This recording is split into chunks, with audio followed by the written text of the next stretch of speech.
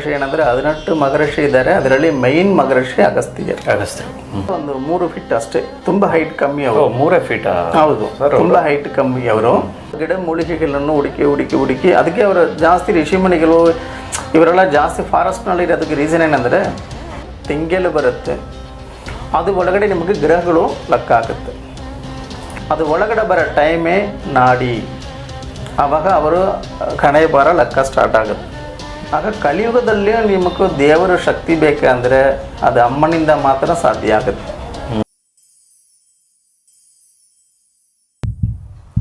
ನಮಸ್ತೆ ವೀಕ್ಷಕರೇ, ವಿಶ್ವಪ್ರಿಯ ಯೂಟ್ಯೂಬ್ ಚಾನಲ್ಗೆ ತಮ್ಮೆಲ್ಲರಿಗೂ ಸ್ವಾಗತ.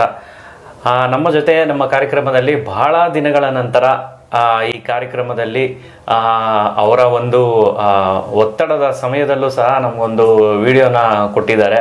ಭಾಳ ಒತ್ತಡ ಹಾಕ್ಬಿಟ್ಟೆ ಅವ್ರಿಗೆ ಹೇಳಬೇಕು ಅಂದರೆ ಸರ್ಗೆ. ನಾಡಿ ಜ್ಯೋತಿಷ್ಯದ ಬಗ್ಗೆ, ಅಗಸ್ತ್ಯ ನಾಡಿ ಜ್ಯೋತಿಷ್ಯದ ಬಗ್ಗೆ ಈಗಾಗಲೇ ಬಹಳಷ್ಟು ಮಾಹಿತಿನ ಕೊಟ್ಟಿದ್ದಾರೆ. ದೇವಸ್ಥಾನಗಳ ಬಗ್ಗೆ ಒಳ್ಳೆ ಮಾಹಿತಿನ ಕೊಟ್ಟಿದ್ದಾರೆ. ಮತ್ತು ಬಾಲ ತ್ರಿಪುರ ಸುಂದರಿ, ನೀವೆಲ್ಲ ಬಹಳ ಆ ವಿಡಿಯೋನ ಭಾಳ ನೀವು ಒಪ್ಕೊಂಡ್ರಿ. ಸೊ ಅವರ ಒಂದು ಊರಲ್ಲಿ ಹೇಗೆ ತ್ರಿಪುರ ಸುಂದರಿ ಅಮ್ಮನವರು ಹೇಗೆ ಒಂದು ಸಂಚಾರ ಮಾಡ್ತಾರೆ, ಸೊ ಅದ್ರ ಬಗ್ಗೆ ಕೂಡ ಅವರು ಹೇಳಿದ್ರು. ಅಲ್ಲಿ ಒಂದು ಹೇಗಿರುತ್ತೆ ಪೂಜೆಗಳು, ಮತ್ತು ಅವರು ಹೇಗೆ ಸಂಚಾರ ಮಾಡ್ತಾರೆ ಅಮ್ಮನವರು, ಮತ್ತು ಅವ್ರಿಗೆ ಅವರ ಒಂದು ಗುರುಗಳ ಬಗ್ಗೆ ಕೂಡ ಪ್ರಸ್ತಾಪ ಮಾಡಿದ್ರು. ಎಷ್ಟೊಂದು ಮಾಹಿತಿನ ಕೊಟ್ಟರು. ಆದರೆ ನಮ್ಮ ಈ ದಿನದ ಕಾರ್ಯಕ್ರಮದಲ್ಲಿ ಇನ್ನೂ ರೋಚಕವಾದಂಥ ಒಂದು ಸಂಗತಿಗಳನ್ನು ನಮ್ಮ ಜೊತೆ ಹಂಚಿಕೊಂಡ್ರು. ಭಾಳ ಚೆನ್ನಾಗಿತ್ತು. ಸೊ ನಮ್ಮ ವೀಕ್ಷಕರಿಗೂ ಈ ವಿಷಯ ತಿಳಿಲಿ ಅಂತ ಅಂದ್ಕೊಂಡು ನಾನು ಈ ವಿಡಿಯೋ ಮಾಡ್ತಾಯಿದ್ದೀನಿ. ಪೂರ್ತಿಯಾಗಿ ನಮ್ಮ ಈ ಸರಣಿ ಸಂಚಿಕೆಗಳನ್ನು ನೀವು ನೋಡಿ ಭಾಳ ಒಂದು ಚೆನ್ನಾಗಿರುತ್ತೆ ಅಂತ ಅಂದ್ಕೊತೀನಿ. ಹಲವಾರು ವಿಷಯಗಳನ್ನು ನೀವು ತಿಳ್ಕೊತೀರಾ. ಸರ್, ಕಾರ್ಯಕ್ರಮಕ್ಕೆ ಸ್ವಾಗತ. ನಮಸ್ತೆ. ಗಣೇಶಾಯ ನಮಃ, ಓಂ ಸುಬ್ರಹ್ಮಣ್ಯಾಯ ನಮಃ, ಓಂ ಗುರು ಅಗಸ್ತೀಶ್ವರಾಯ ನಮೋ ನಮಃ. ಎಲ್ಲರಿಗೂ ನಮಸ್ಕಾರ. ನಮಸ್ತೆ ಸರ್. ಇವತ್ತು ನಮ್ಮ ಕಣ್ಮುಂದೆ ಒಂದಷ್ಟು ಇದನ್ನು ನಾವು ನೋಡ್ತಾ ಇದ್ದೀವಿ. ಒಂದು ಸುಬ್ರಹ್ಮಣ್ಯೇಶ್ವರ ತ್ರಿಶೂಲ ಆಗಿರ್ಬೋದು, ಮತ್ತು ನೀವು ನಾಡಿ ಜ್ಯೋತಿಷ್ಯ ಹೇಳ್ತಿರಲ್ಲ, ಸೊ ಅದರ ಒಂದು ಇದನ್ನು ನಾವು ನೋಡ್ತಾ ಇದ್ದೀವಿ. ತಾಳೆಗರಿ ಅಂತ ಏನು ಹೇಳ್ತೀವಿ, ಗ್ರಂಥದ ಬಗ್ಗೆ. ಸೊ ಇದೆಲ್ಲ ಏನು ಅಂದರೆ, ಇವಾಗ ನಾಡಿ ಜ್ಯೋತಿಷ್ಯ ಏನಾದ ಒಂದು ಜನರು ಸಮಸ್ಯೆ ಅಂತ ಬಂದರೆ, ಸೊ ಈ ಗ್ರಂಥದ ಮೂಲಕನೇ ನೀವು ತಿಳಿಸ್ಕೊಡ್ತೀರಾ? ನೀವು ಹೇಗೆ ಅದನ್ನು ಸ್ವಲ್ಪ ತಿಳಿಸಿ ನಮ್ಮ ವೀಕ್ಷಕರಿಗೆ. ಸರ್, ಫಸ್ಟು ಏನಂದರೆ, ಇವಾಗ ಪೇಪರ್ ಪೆನ್ ಇದೆ ಈ ಕಾಲದಲ್ಲಿ. ಹಳೆಯ ಕಾಲದಲ್ಲಿ ಇದೆಲ್ಲ ಏನು ಇರಲ್ಲ. ಅವಾಗ ಏನಂದರೆ ಯುಗವಾಗಿ, ಇವಾಗ ರಾಮಾಯಣ ಮಹಾಭಾರತದಲ್ಲಿ ಕೂಡ ಋಷಿಮುನಿಗಳು ಅವರೇ ಗುರುಗಳು, ಮೈನ್ ಅವರೆಲ್ಲರಿಗೂ ಉಪದೇಶ ಮಾಡಿದರು. ಅಗಸ್ತ್ಯರ್, ವಸಿಷ್ಠರ್, ಗೌಸಿಗರ್, ಈ ಥರ ತುಂಬ ಋಷಿಗಳಿದ್ದಾರೆ. ಆ ಋಷಿಗಳಲ್ಲಿ ಮೈನ್ ಅಗಸ್ತ್ಯ ಮಗರ್ಷಿ. ಏನಂದರೆ 18 ಮಗರ್ಷಿ ಇದ್ದಾರೆ. ಅದರಲ್ಲಿ ಮೈನ್ ಮಗರ್ಷಿ ಅಗಸ್ತ್ಯರು. ಅವ್ರು ಏನು ಮಾಡಿದ್ದಾರೆ ಅಂದರೆ, ಹಿಮಾಲಯದಲ್ಲಿ ಅವರು ಜನನ ಆಗಿದ್ದಾರೆ. ಜನನ ಅಂದರೆ ಅವ್ರಿಗೆ ತಾಯಿ ಇಲ್ಲ, ತಂದೆ ಇಲ್ಲ. ಅವರು ಒಂದು ಕಳಸದಲ್ಲಿ, ಕುಂಭದಲ್ಲಿ ಜನನ ಆಗಿದವರು. ಶಿವನ್ ಅನುಗ್ರಹದಿಂದ ಸೃಷ್ಟಿ ದೇವರು. ಇವಾಗ ಗಣೇಶ, ಸುಬ್ರಹ್ಮಣ್ಯ ಇದ್ದಾರೆ, ಅವರು ಸೃಷ್ಟಿ ಮಗರ್ಷಿ. ಬೇರೆ ಋಷಿಗಳಕ್ಕೆಲ್ಲ ತಾಯಿ ಇದ್ದಾರೆ, ತಂದೆ ಇದ್ದಾರೆ, ಒಂದು ವಂಶಮ್ ಇರುತ್ತೆ. ಅಗಸ್ತ್ಯರಿಗೆ ಮಾತ್ರ ಆ ಥರ ಇಲ್ಲ. ಆವಾಗ ಆ ಥರ ಅಗಸ್ತ್ಯರು ಹೈಟ್ ಏನಂದರೆ ಒಂದು 3 ಫೀಟ್ ಅಷ್ಟೇ, ತುಂಬ ಹೈಟ್ ಕಮ್ಮಿ ಅವರು. 3 ಫೀಟ್? ಹೌದು, ತುಂಬ ಹೈಟ್ ಕಮ್ಮಿ ಅವರು. ಅವರು ತುಂಬ ಶಾರ್ಟ್ ಆಗಿರೋ ಮಗರ್ಷಿ. ಅವ್ರು ಏನು ಮಾಡ್ತಾರೆ ಅಂದರೆ, ಹಿಮಾಲಯದಲ್ಲಿ ಶಿವ ಪೂಜೆ ಮಾಡಿಕೊಂಡಿದ್ದಾರೆ. ಶಿವನ್ ಮದುವೆ ಕಾಲದಲ್ಲಿ ಅದೇ ನಾರ್ತ್ ಕೆಳಗಡೆ ಹೋಗಿ ಸೌತ್ ಮೇಲೆ ಬಂದಿದೆ, ಅದು ಸಮ ಮಾಡೋಕ್ಕೆ ಅಗಸ್ತ್ಯರು ಆವಾಗ ದಕ್ಷಿಣ ಭಾಗಕ್ಕೆ ಬರ್ತಾರೆ. ಅದು ಶಿವನ್ ಅನುಗ್ರಹದಿಂದ, ಶಿವನ್ ಅವರು ಆರ್ಡರ್ ಮಾಡಿದ ಮೇಲೆ ಅವರು ಬರೋದು. ಅವಾಗ ಏನು ಮಾಡಿದ್ದಾರೆ ಅಂದರೆ, ದಕ್ಷಿಣ ಭಾಗದಲ್ಲಿ ಇದು ಒಂಥರ ರಾಕ್ಷಸ ಭೂಮಿ, ತುಂಬ ದುಷ್ಟರುಗಳು ಜಾಸ್ತಿ ಸೌತಿನಲ್ಲಿ. ಅವಾಗ ಏನಾಗುತ್ತೆ ಅಂದರೆ, ಇವರೆಲ್ಲ ಕಂಟ್ರೋಲ್ ಮಾಡೋಕ್ಕೆ ಯಾರೂ ಇಲ್ಲ. ದೇವರುಗಳೆಲ್ಲ ಹೋಗಿ ಶಿವನ್, ವಿಷ್ಣು, ಬ್ರಹ್ಮ ಇದ್ರೆ ಅವ್ರ ಹತ್ರ ಹೋಗಿ ಹೇಳ್ತಾರೆ, ಈ ಥರ ನಮಗೆ ಕಷ್ಟಗಳಿದೆ, ಅವರು ನಮ್ಮ ದಬಸ್ ಮಾಡೋಕ್ಕೆ ಬಿಟ್ಟಿಲ್ಲ, ತೊಂದರೆಗಳು ಮಾಡ್ತಾರೆ ಅಂದ್ಬಿಟ್ಟು ಹೇಳಿದೆ. ಅದಕ್ಕೆ ಆವಾಗ ಶಿವ ಹೇಳ್ತಾನೆ, ಇಲ್ಲ ನಾನು ಅಗಸ್ತ್ಯರನ್ನು ಕಳಿಸಿದ್ದೇನೆ, ಅವ್ರ ಮುಖಾಂತರ ಎಲ್ಲ ರೀತಿಯಲ್ಲಿ ಒಳ್ಳೆಯದಾಗತ್ತೆ ಅಂದ್ಬಿಟ್ಟು ಹೇಳಿ ಅವ್ರಿಗೂ ಒಂದು ಶಿವನ್ ಪರಿಪೂರ್ಣ ಶಕ್ತಿಯನ್ನು, ಆಶೀರ್ವಾದಗಳನ್ನು ಅಗಸ್ತ್ಯರಿಗೆ ಕೊಟ್ಟಿದ್ದಾರೆ. ಅವಾಗ ಅಗಸ್ತ್ಯರು ಬಂದು ತುಂಬ ಕೆಲಸಗಳು ಮಾಡಿದ್ದಾರೆ. ಅದೆಲ್ಲ ಆಲ್ರೆಡಿ ನಿಮಗೆ ನಾನು ಹೌದು, ಫಸ್ಟ್ ವಿಡಿಯೋದಲ್ಲಿ ಹೇಳಿದ್ದೇನೆ. ನದಿ ಮಾಡಿದ್ದು ಅದೆಲ್ಲ ಮಾಡಿದ್ದೇನೆ. ಹೌದು, ಕೆಲವೊಂದು ದೇವಸ್ಥಾನ ಸೃಷ್ಟಿ ಮಾಡಿದದೆಲ್ಲ ಅಗಸ್ತ್ಯರು. ಹೌದು. ಆವಾಗ ಅಗಸ್ತ್ಯರು ಏನು ಮಾಡ್ತಾರೆ ಅಂದರೆ, ಫಸ್ಟು ಗ್ರಂಥದಲ್ಲಿ ಮನುಷ್ಯನಕ್ಕಿರೋ ನೋವುಗಳು ಏನಂದರೆ, ಆ ಕಾಲದಲ್ಲಿ ತುಂಬ ರೋಗಗಳು ಜಾಸ್ತಿ, ಏನೇನೋ ರೋಗಗಳು ಬಂದಿದೆ. ಆ ರೋಗಗಳು ಸರಿ ಮಾಡಿ ಕೊಡೋಕ್ಕೆ ಅವ್ರು ಏನು ಮಾಡಿದ್ದಾರೆ, ತುಂಬ ಗಿಡ ಮೂಲಿಕೆಗಳನ್ನು ಹುಡುಕಿ ಅದಕ್ಕೆ ಅವರು ಜಾಸ್ತಿ ಋಷಿಮಣಿಗಳು ಇವರೆಲ್ಲ ಜಾಸ್ತಿ ಫಾರೆಸ್ಟ್ನಲ್ಲಿ ಇರೋದಕ್ಕೆ ರೀಸನ್ ಏನಂದರೆ, ಅಲ್ಲಿಗೆ ಮೂಲಿಕೆಗಳು, ಗಿಡ ಮೂಲಿಕೆಗಳು ಜಾಸ್ತಿ. ಅದನ್ನು ತಗೊಂಡು ಬಂದು ಅದರಲ್ಲಿ ಯಾವ ಥರ ಔಷಧ ಮಾಡೋಕ್ಕಾಗುತ್ತೋ ಅದೆಲ್ಲ ಮಾಡಿ ಜನಗಳಿಗೆ ಕೊಟ್ಟು ತುಂಬ ಜನಗಳಿಗೂ ನೋವುಗಳೆಲ್ಲ ಸರಿಯಾಗಿದ ಮೇಲೆ ಮಹಾರಾಜಗಳು ಅವರನ್ನು ಕರ್ಕೊಂಡು ಹೋಗಿ ಅವ್ರಿಗೆ ಸ್ಥಾನಗಳೆಲ್ಲ ಕೊಟ್ಟು ತುಂಬ ಮರ್ಯಾದೆ ಕೊಟ್ಟು ಅವ್ರು ಏನು ಮಾಡ್ತಾರೆ ಅಂದರೆ, ಈ ಥರ ನಾವು ರಾಜಕೀಯದಲ್ಲಿ ಇನ್ನೂ ಮೇಲೆ ಬರೋಕ್ಕೆ ನಾವು ಏನೇನು ಮಾಡಬೇಕು ಅವರು ಋಷಿಗಳ ಹತ್ರ ಮಾತಾಡ್ತಾರೆ. ಅವಾಗ ಋಷಿಗಳು ಏನು ಮಾಡ್ತಾರೆ ಅಂದರೆ, ಗ್ರಹಗಳನ್ನು ನೋಡ್ತಾರೆ. ಇವಾಗ ಆಕಾಶದಲ್ಲಿ ಇರೋ ಗ್ರಹಗಳನ್ನು ನೋಡಿ ನಾರ್ಮಲ್ ಕಣ್ಣಿಂದ, ಇವಾಗ ಸ್ಯಾಟಲೈಟ್ ಇದೆ, ಟೆಲಿಸ್ಕೋಪ್ ಇದೆ, ಅವಾಗ ಏನೂ ಇಲ್ಲ, ಬಹಳಷ್ಟು ಬೆಳೆದುಬಿಟ್ಟಿದೆ. ಆ ಕಾಲದಲ್ಲಿ ಅವರು ಜ್ಞಾನದೃಷ್ಟಿ, ಆಗ ಮೂರನೇ ಕಣ್ಣು ಈ ಹಣೆಯಲ್ಲಿರುತ್ತೆ. ಆ ಜ್ಞಾನದೃಷ್ಟಿಯಿಂದ ಅವ್ರು ನೋಡಿ 9 ಗ್ರಹಗಳನ್ನು ಕರೆಕ್ಟಾಗಿ ಲೆಕ್ಕ ಮಾಡಿಕೊಂಡು ಆವಾಗಲೇ ಫಸ್ಟ್ ಪಂಚಾಂಗ ಮಾಡ್ತಾರೆ. ಪಂಚಾಂಗ ಅಂದರೆ ನಿಮಗೂ ನಕ್ಷತ್ರಗಳು ಬರುತ್ತೆ, ತಿಥಿ ಬರುತ್ತೆ, ವಾರಗಳು ಬರುತ್ತೆ, ತಿಂಗಳು ಬರುತ್ತೆ, ಅದು ಒಳಗಡೆ ನಿಮಗೆ ಗ್ರಹಗಳು ಲೆಕ್ಕ ಆಗುತ್ತೆ. ಇದೆಲ್ಲ ಸೇರಿಸಿ ಒಂದು ಲೆಕ್ಕ ಅವರು ಮಾಡ್ತಾರೆ. ಲೆಕ್ಕ ಮಾಡಿದ ಮೇಲೆ ಆಮೇಲೆ ಆರೋಸ್ಕೋಪ್, ಅದರಲ್ಲಿ ಯಾವ ಗ್ರಹ ಎಲ್ಲಿ ಇರುತ್ತೆ, ಏನೇನು ಗ್ರಹಗಳು ಯಾವ್ಯಾವ ಸ್ಥಾನದಲ್ಲಿ ಬಂದ ಅವ್ರಿಗೆ ಏನೇನು ಆಗುತ್ತೆ ಲೈಫ್ನಲ್ಲಿ, ಇದೆಲ್ಲ ಲೆಕ್ಕ ಮಾಡಿಕೊಂಡು ಆಮೇಲೆ ಅವರು ಮಾಡಿದದೇ ಶಾಸ್ತ್ರ. ಇದು ನಾರ್ಮಲ್ ಜ್ಯೋತಿಷ ಶಾಸ್ತ್ರ. ಮತ್ತು ಈ ಜ್ಯೋತಿಷ ಶಾಸ್ತ್ರ ಒಂದು ಕಡೆ ಇರುತ್ತೆ, ಇನ್ನೊಂದು ಕಡೆ ಏನು ಮಾಡ್ತಾರೆ ಅಂದರೆ, ಅಗಸ್ತ್ಯರು ಮಾತ್ರ ನಾಡಿ ಜ್ಯೋತಿಷಂನ ಒಂದು ಮಾಡ್ತಾರೆ. ಈ ನಾಡಿ ಜ್ಯೋತಿಷಂ ಏನಕ್ಕೆ ಮಾಡ್ತಾರೆ ಅಂದರೆ, ನಾಡಿ ಜ್ಯೋತಿಷದಲ್ಲಿ ಏನು ವಿಶೇಷ, ಅದು ಹೆಂಗೆ ಲೆಕ್ಕ ಆಗುತ್ತೆ ಅಂದರೆ, ಒಂದು ತಾಯಿ ಅವ್ರಿಗೆ ಗರ್ಭಸ್ಥಾನದಲ್ಲಿ ಮಗು ಬಂದಿದೆ ಮಗುಕ್ಕೆ ಪಿಂಡ ಶರೀರ 3ನೇ ತಿಂಗಳಿಂದ ಸ್ಟಾರ್ಟ್ ಆಗುತ್ತೆ. ಅದಕ್ಕೆ ಆತ್ಮ ಯಾವಾಗ ಬರುತ್ತೋ ಹೇಳಕ್ಕೆ ಆಗಲ್ಲ. ಆತ್ಮ ಯಾವುದೋ ಒಂದು ಟೈಮ್ ಒಳಗಡೆ ಬರುತ್ತೆ, ಅದು ಒಳಗಡೆ ಬರೋ ಟೈಮೇ ನಾಡಿ. ಆವಾಗ ಅವರು ಹಣೆ ಬಾರ ಲೆಕ್ಕ ಸ್ಟಾರ್ಟ್ ಆಗುತ್ತೆ. ಈ ಹಣೆ ಬಾರ ಲೆಕ್ಕ ಸ್ಟಾರ್ಟ್ ಆಗಿದ ಮೇಲೆ, ಆ ಮಗು ಜನನ ಆಗಿದ ಮೇಲೆ, ಆಗ ಆತ್ಮ ಬಂದಿದ್ದ ಟೈಮ್ ಅದು ಒಂದು ಕುಂಡಲಿ ಶಾಸ್ತ್ರ, ಜನನ ಆಗಿದ್ದು ಒಂದು ಕುಂಡಲಿ ಶಾಸ್ತ್ರ. ಆಮೇಲೆ ಆ ಮಗು ಶ್ವಾಸ ಮಾಡುತ್ತೆ. ಶ್ವಾಸ ಇಮಿಡಿಯೇಟ್ಲಿ ಮಾಡಲ್ಲ ಕೆಲವು ಮಗು. ಇವಾಗ ತುಂಬ ಮಗು ನೋಡ್ರಿ, ಇನ್ಕ್ಯುಬೇಟರಲ್ಲಿ ಹಾಕಿಬಿಡ್ತಾರೆ, ICUನಲ್ಲಿ ಒಳಗಡೆ ಆಕ್ಸಿಜನ್ ಕೊಟ್ಟು ಮಾಡ್ಕೊಂಡಿರೋ ಮಕ್ಕಳೆಲ್ಲ ತೊಂದರೆ ಅನುಭವಿಸ್ತಾರೆ. ಹೌದೌದೌದು. ಅದು ಆಚೆಗಡೆ ಬಂದು ಯಾವಾಗ ಗಾಳಿಯನ್ನು ಶ್ವಾಸ ಮಾಡುತ್ತೋ ಅದು 9 ಟೈಮ್ ಕರೆಕ್ಟಾಗಿ ಶ್ವಾಸ ಮಾಡಬೇಕು. 9 ಗ್ರಹ ಲೆಕ್ಕಮದು. ಆಗ ಲಾಸ್ಟ್ 9ನೇ ಟೈಮ್ ಯಾವಾಗ ಶ್ವಾಸ ಮಾಡುತ್ತೋ ಅದು ಒಂದು ಲಗ್ನವಿರುತ್ತೆ. ಈ ಲಗ್ನವನ್ನು 3 ಲಗ್ನ ಬರುತ್ತೆ ಟೋಟಲಿ. ಆಗ 3 ಲಗ್ನವನ್ನು ಅವರ ಜ್ಞಾನದೃಷ್ಟಿಯಿಂದ ಮಾತ್ರ ಅದು ಲೆಕ್ಕ ಮಾಡೋಕ್ಕಾಗುತ್ತೆ.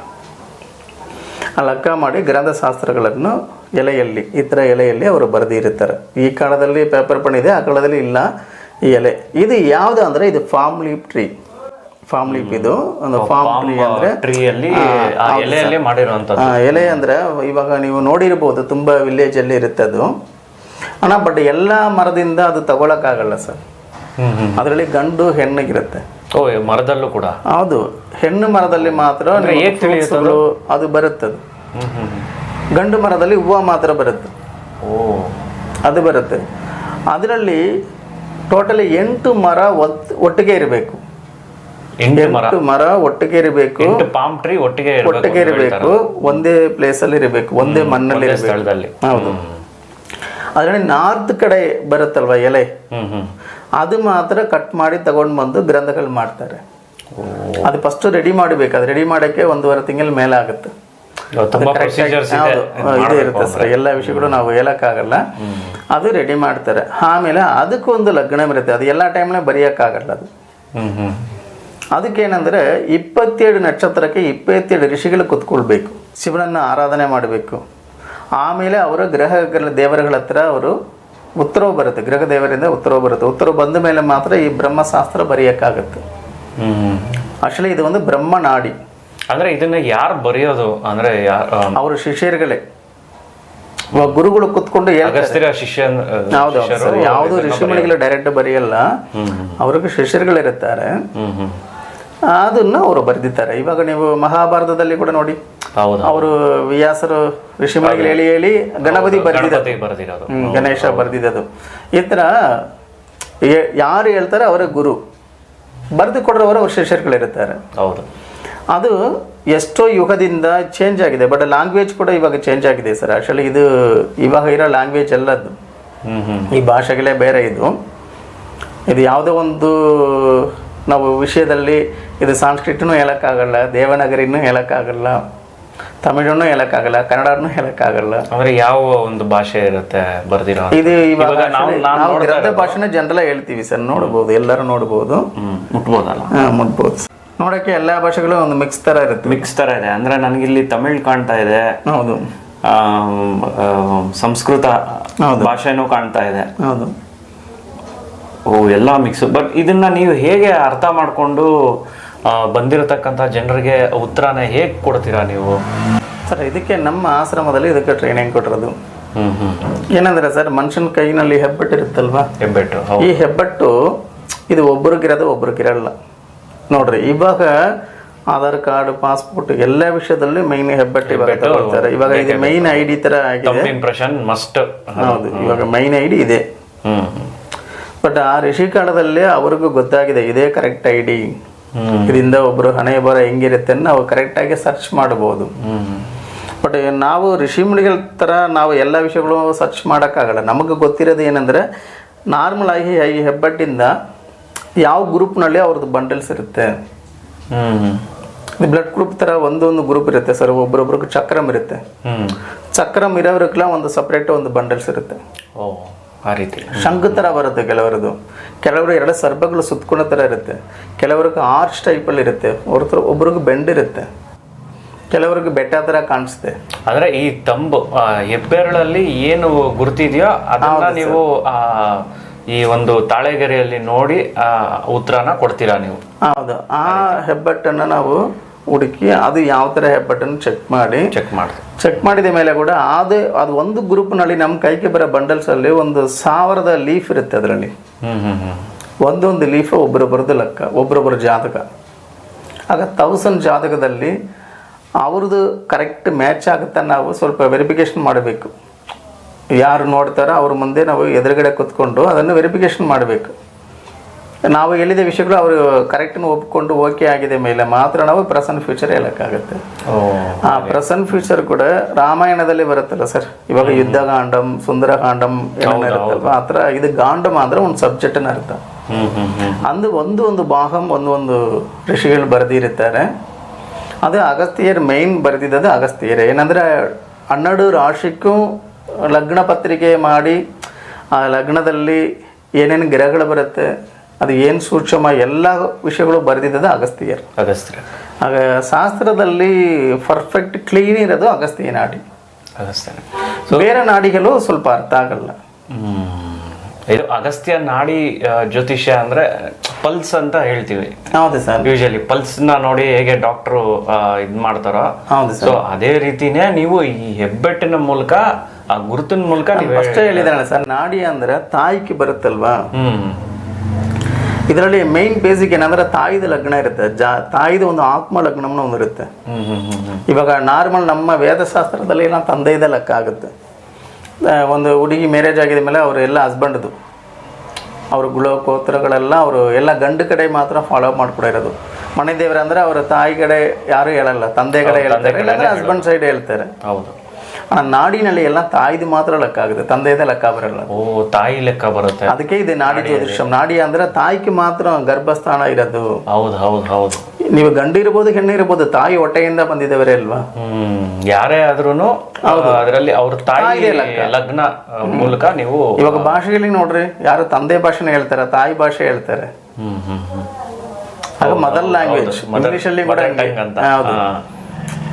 ಕಾರಣ ಏನಂದ್ರೆ ಎಲ್ಲ ತಾಯಿದೇ ಲೆಕ್ಕ. ನಮ್ಮ ಲೋಕ ಇರೋದೇ ತಾಯಿಯಿಂದ, ಆದಿಪರಾಶಕ್ತಿ ಅಮ್ಮನೆ ಎಲ್ಲ. ಸೊ ಆ ಮೂಲಕ ನೀವು ತಿಳಿಸ್ಕೊಡ್ತೀರಾ ಜನರ ಸಮಸ್ಯೆನ ತಿಳಿಸ್ಕೊಡ್ತೀರಾ.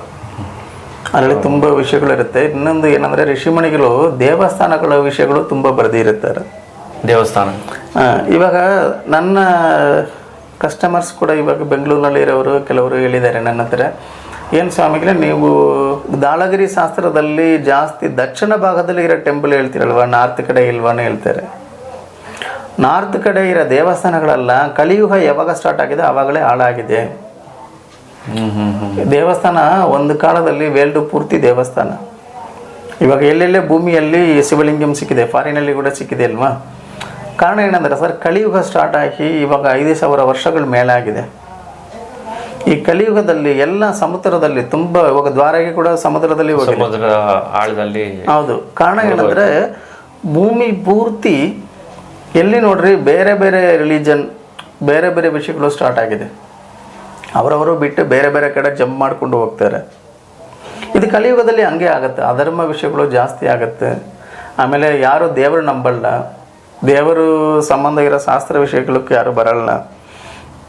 ಈ ಥರ ಒಂದೊಂದು ವಿಷಯದಲ್ಲಿ ಚೇಂಜಸ್ ಬರೋದ ಕಾರಣದಿಂದ ಆದಿಬರ ಶಕ್ತಿ ಏನು ಮಾಡ್ತಾರೆ ಅಂದರೆ ಒಂದೊಂದು ಅವತಾರ ಒಂದೊಂದು ಕಡೆ ಅವರು ತಗೊಂಡಿದ್ದಾರೆ. ಲಾಸ್ಟ್ ಕೊನೆಯ ಅವತಾರ ಮೀನಾಕ್ಷಿ, ಮಧುರೈ ಮೀನಾಕ್ಷಿ.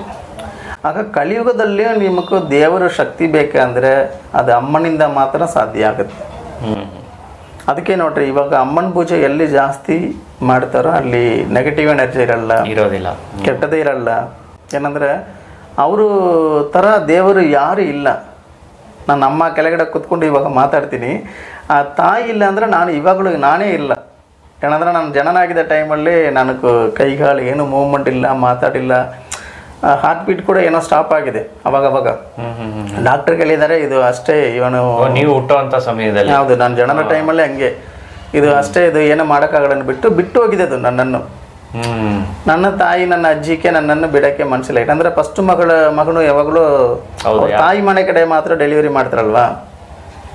ಆಗ ನನ್ನ ತಾಯಿ ಮನೆ ಕಡೆ ಊರು ಬಂದು ತಮಿಳ್ನಾಡಲ್ಲಿ ಒಂದು ಕಾರೈಕಲ್, ಆ್ಯಕ್ಚುಲಿ ತಮಿಳ್ನಾಡು ಸ್ಟೇಟ್ ಅಲ್ಲ ಅದು, ಕಾರೈಕಲ್ ಪಾಂಡಿಚೇರಿ ಸ್ಟೇಟ್ ಅದು. ಅಲ್ಲಿ ಜನನಾಗಿದೆ. ಸಮುದ್ರ ಗಾಳಿ ನಾನು ಫಸ್ಟ್ ತೊಗೊಂಡಿದ್ದೆ, ಅದು ಸಮುದ್ರ ಹತ್ರ.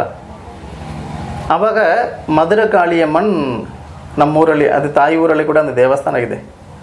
ಆ ತಾಯಿ ಹತ್ರ ಹೋಗಿ ನಮ್ಮ ಅಜ್ಜಿ, ನನ್ನ ತಾಯಿಯಿಂದ ತಾಯಿ ಅವರು ಹೋಗಿ ಪ್ರಾರ್ಥನೆ ಮಾಡಿ, ಈ ಥರ ನನ್ನ ಮಗಳು ಶಿಶು ಆಗಿದೆ, ಅದಕ್ಕೆ ಜೀವ ಕೊಡಬೇಕು, ಅದು ನಿಮ್ಮ ಮಗನು, ನೀವೇ ಕಾಪಾಡಬೇಕು ಅವರು ಪ್ರಾರ್ಥನೆ ಮಾಡ್ಕೊಂಡು ಬಂದು ಉಬದಿ ಕುಂಕುಮನ ನಂಗೆ ಹಚ್ಬಿಟ್ಟು, ಇದು ನಿಮ್ಮ ಮಗನು ದತ್ತು ಥರ ಕೊಟ್ಟಿದ್ದಾರೆ, ಅವರು ಮಾತು ಕೊಟ್ಟಿದ್ದಾರೆ ಕಾಪಾಡಿನ.